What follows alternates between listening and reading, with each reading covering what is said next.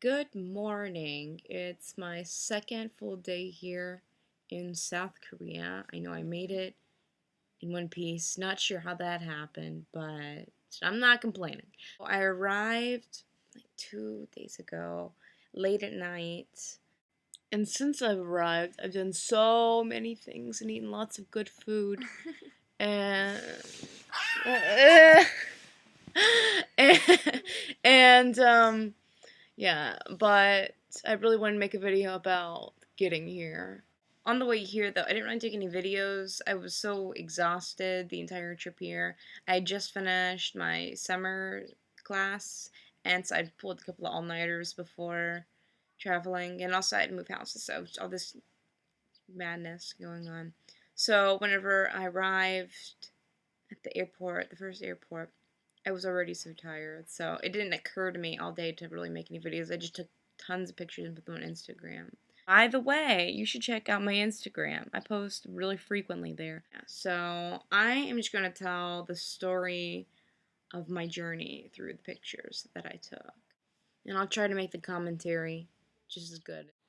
Okay, so like I said, I had all this work to do for my script writing class. Then I had to move houses, and then I had to pack for Korea. So it was an exhausting few days there. So by the time I got to the Houston airport, I was pretty wiped out.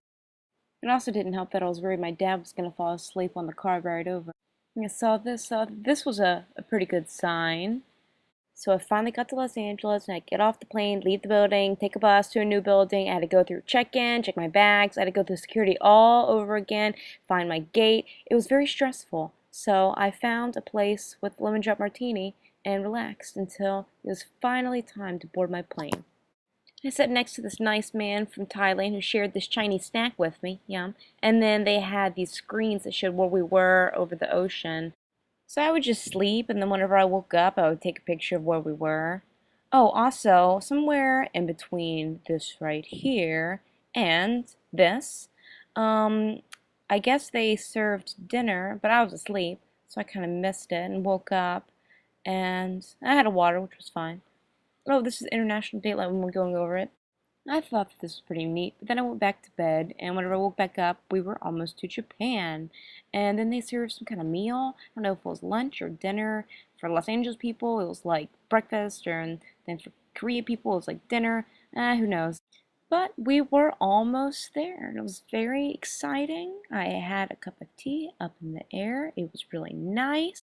And then we eventually landed. And when I was going through immigration, the woman doing all my paperwork, she commented that because of my pink sweatshirt, I looked like strawberry milk.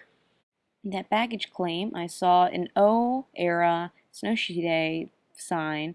And let me tell you, nothing says you've arrived like one of your favorite Korean girl groups being plastered on a wall when you're picking up your bags. So then I had to go and find the bus to go to Daejeon, which was luckily pretty easy. So I got on the bus, and it was a nice 2-hour ride. But then I got off and went to call Jane and realized I have no service in Korea. So luckily I found this nice man who spoke a little bit of English to help me, and he called her for me. And while we waited for Jane to pick me up, I asked him if he had any other phrases or anything that could maybe help me if I got another bind. So he gave me this list of clubs. He was very with it for being an older gentleman. So then Jane picked me up, and we had dinner. And we've done a lot of stuff since then. Yesterday was only one day, but I got so much done. And I got to see so much of Korea. And I'm about to go to Seoul with Emma. And so I'm pretty excited. So more to come later.